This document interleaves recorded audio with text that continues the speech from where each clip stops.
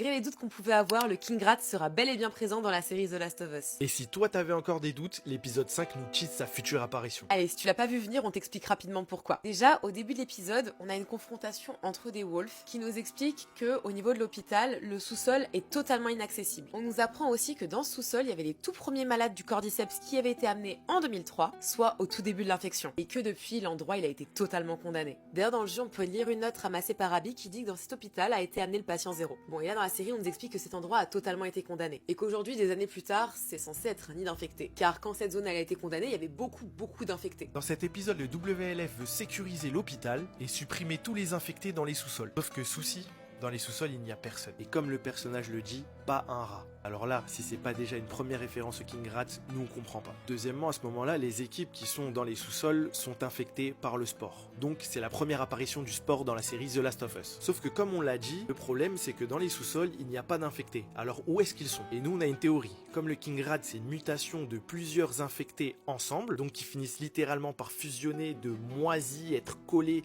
comme des infectés siamois.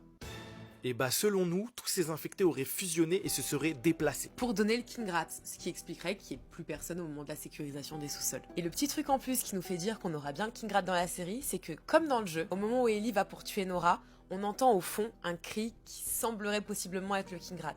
On a le même dans le jeu, le même dans la série.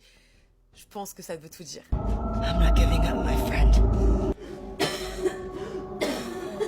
Alors on pense bien évidemment ne pas le voir dans cette saison, mais forcément dans la saison 3 avec Abby. Alors si toi aussi tu pensais que tu verrais pas forcément le King Rat dans la série, est-ce que ça t'a réconforté avec cette idée? Dis-le nous en commentaire, dis-nous si t'es hype par la suite, like et abonne-toi.